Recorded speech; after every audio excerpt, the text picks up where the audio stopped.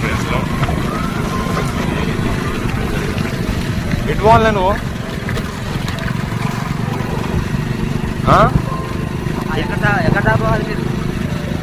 సర్వారం. నువ్వు కానుబండాడా? ఎక్కడ?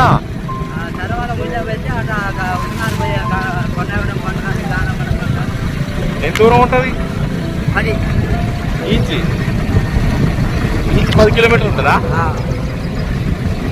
పేరు ఎవరి మీది? అవునా? Okay okay. మీ ఊరేడా? గీతవారి కూడా. చర్చి ఉందా మీ ఊళ్ళో? చర్చి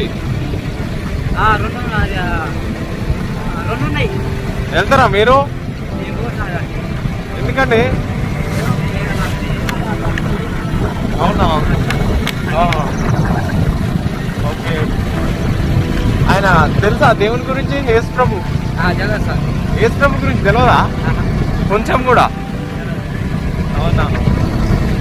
చూడు, దేవుని గురించి తెలుసుకో. ఆయన నిజ దేవుడు, లోకరక్షకుడు.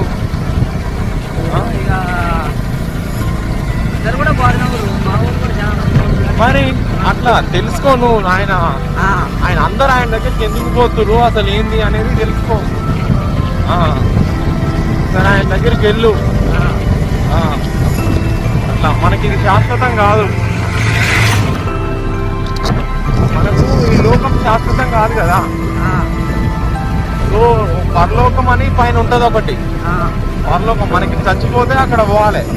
పరలోకం ఉంటది, ఇంకోటి నరకం ఉంటది. మరి మనం ఎక్కడికి పోవాలనుకుంటాం?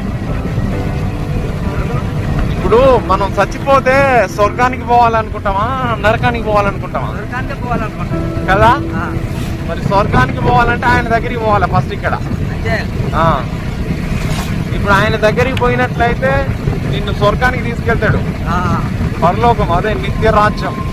అక్కడ మొత్తం బంగారపు ఇండ్లు, బంగారపు గన్నులు, మొత్తం పాలు తేనెలు ప్రవహించే ప్రదేశం అది. ఇక్కడలాగా ఇట్లా రోడ్లు, మట్టి రోడ్లు ఇట్లా ఉండవు. అక్కడ మొత్తం బంగారమే.